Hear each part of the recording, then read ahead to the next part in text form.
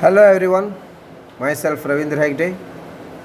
Welcome to Business Research Methods class. Today let us continue with the data collection in business research. Dear students, today let us talk about the collection of data through questionnaires. This method of data collection is quite popular, particularly in case of big enquiries. It's being adopted by private individuals, research workers, private and public organizations, and even by governments.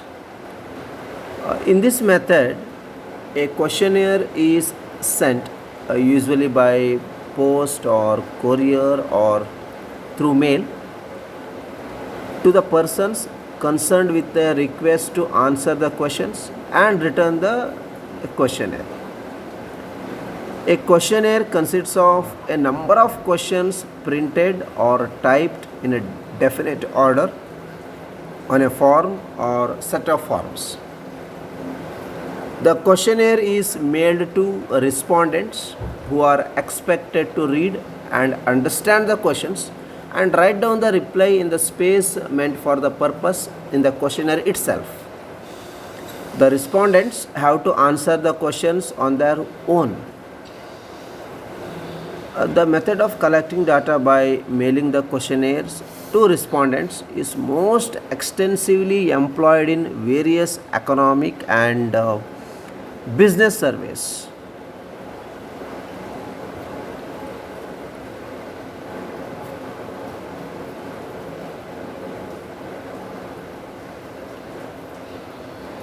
There are two types of questionnaires basically: paper questionnaires and electronic questionnaires. Paper questionnaires may be through mail, in person drop off, or through inserts or through fax, and electronic questionnaires may be through email or internet website or interactive kiosk or mobile phones or through Google Forms. Okay, nowadays the Google Form is quite famous in collecting the data through questionnaires. There are a lot of merits. There is low cost even when the universe is large and is widely spread geographically. It is free from the bias of the interviewer. Answers are in respondents' own words. Respondents have adequate time to give well thought out answers. Respondents who are not easily approachable can also be reached conveniently. Large samples can be made use of, and thus the results can be made more dependable and reliable.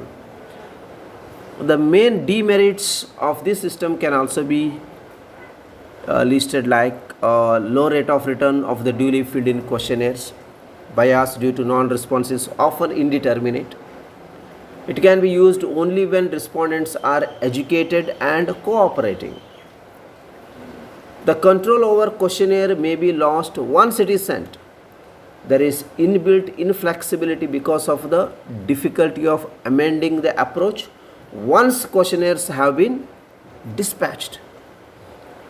There is also the possibility of ambiguous replies or omission of replies altogether to certain questions. Interpretation of omissions is quite difficult. It is difficult to know whether willing respondents are truly representative. This method is likely to be the slowest of all. Before using this method, it is always advisable to conduct pilot study or pilot survey for testing the questionnaires. In a big inquiry, the significance of pilot surveys felt very much. Pilot survey is in fact the replica and rehearsal of the main survey. Such a survey, being conducted by experts, brings to the light the weakness, if any, of the questionnaires and also of the survey techniques. From the experience gained in this way, improvement can be effected. Now let us understand some rules for framing the questionnaire. Covering letter is to be enclosed. Number of questions should be minimum. Questions should be clear and simple and should be arranged in a logical manner, leaving enough space for answers. Units should be clearly mentioned like rupees or kgs or centimeters or inches. There should be a single definite answer to a question. Personal questions should be avoided.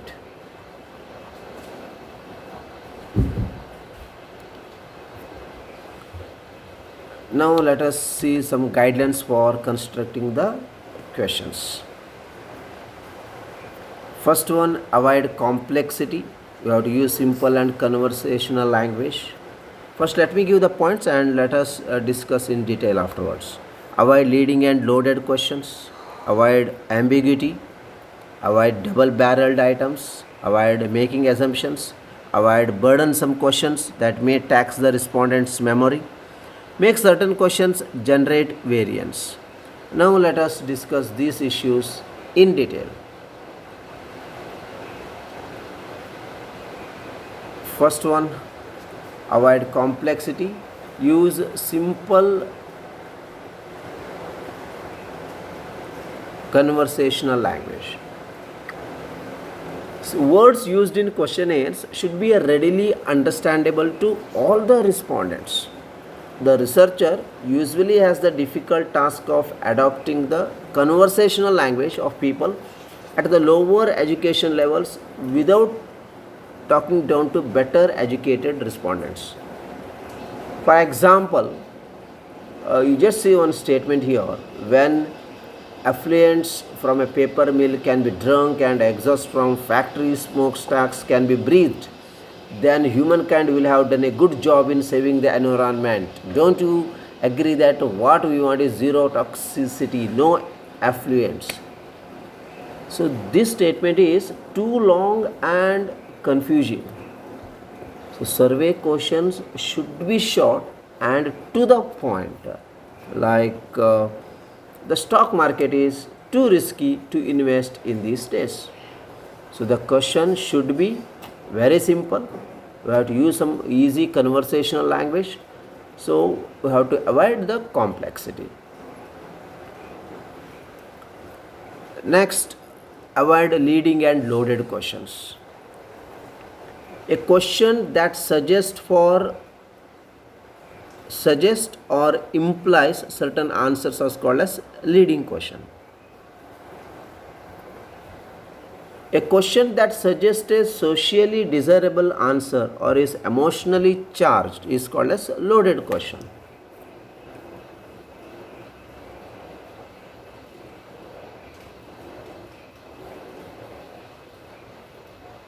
For example,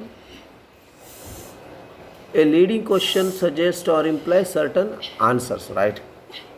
You see, a study of the dry cleaning industry asked the question like, many people are using dry cleaning less because of improved wash and wear clothes. How do you feel wash and wear clothes have affected your use of dry cleaning facilities in the past 4 years? They have given 3 options: use less, okay, no change, use more. So here I have to put the check box here. It has been showing on the one line above: use less, no change, use more. So it should be clear that this question leads the respondent to report lower usage of dry cleaning, right? The potential bandwagon effect implied in this question threatens the study's validity.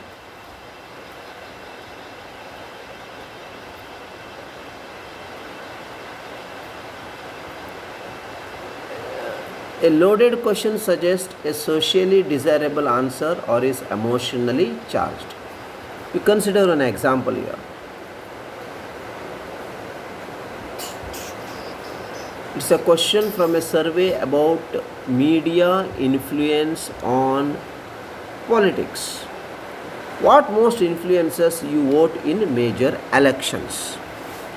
My own informed opinion, major media outlets such as CNN, newspaper endorsements, popular celebrity opinions, candidate's physical attractiveness, family or friends, video advertising, or other.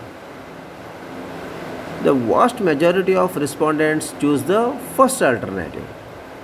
Although this question is not overly emotionally loaded, many people could be reluctant to say they are swayed by the media or advertising as opposed to their independent mindset.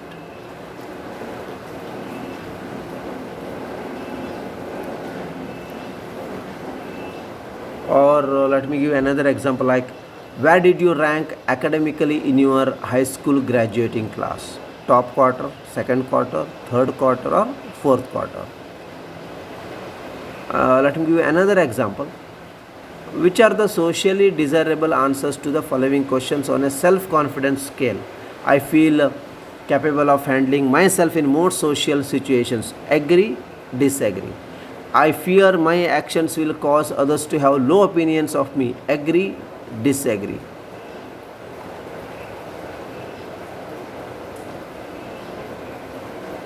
Next, avoid ambiguity. Be as specific as possible. Uh, for example, what media do you rely on most? Television, radio, internet, newspapers.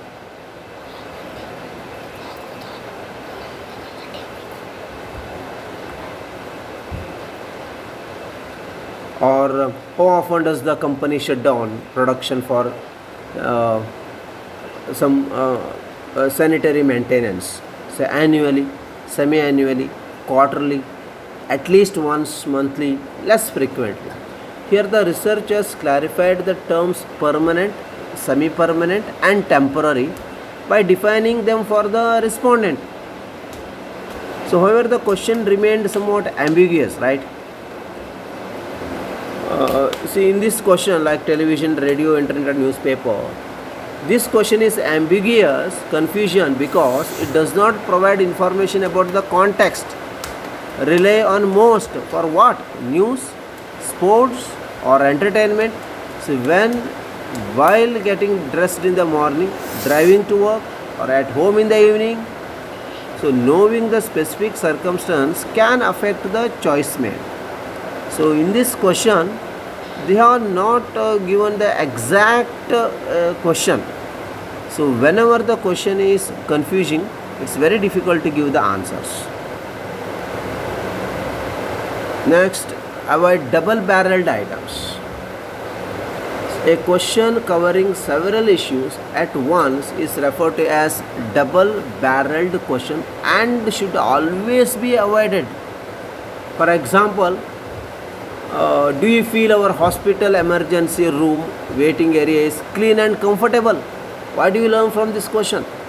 If the respondent responds positively, we could likely infer that our waiting area is clean and comfortable. However, if the response is negative, is it because the room is not clean or not comfortable or both?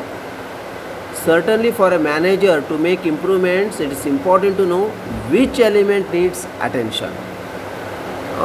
It's another example. Did your plant use any commercial feed or supplement for livestock or poultry in say any year 2020? Yes or no? Here the question could actually be thought as a double barreled question. Both commercial feed or supplement and livestock or poultry are double barreled. Interpreting the answer to this question would be challenging. Next, avoid making assumptions. Say one example, should General Electric continue to pay its outstanding quarterly individuals? Yes or no? See, this question has a built-in assumption that people believe the dividends paid by GE are outstanding. By answering yes, the respondents implies that the program is in fact outstanding and the things are fine just as they are. When a respondent answers no, he or she implies that GE should discontinue the dividends. The researchers should not place the respondent in that sort of bind by including an implicit assumption in the question. And also you have to avoid burdensome question that may tax the respondent's memory.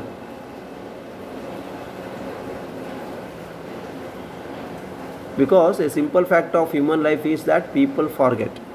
Researchers writing questions about past behavior or events should recognize that certain questions may make serious demands on the respondent's memory. Writing questions about prior events require a big attempt to minimize the problems associated with forgetting. For example, telephone survey conducted during the 24-hour period following the airing of the Super Bowl might establish whether the respondents watched the Super Bowl and then ask, do you recall any commercials on that program? Do you recall any advertisements on that program? If the answer is positive, the interviewer might ask, what brands were advertised? These two questions measure unaided recall because they give the respondent no clue as to the brand of interest. Right? When they are watching some news channels, if you are asking that what are the advertisements they have shown during the news program, it's very difficult to recall and give the answers. So always avoid burdensome questions that may tax the respondent's memory. So this is about questionnaire,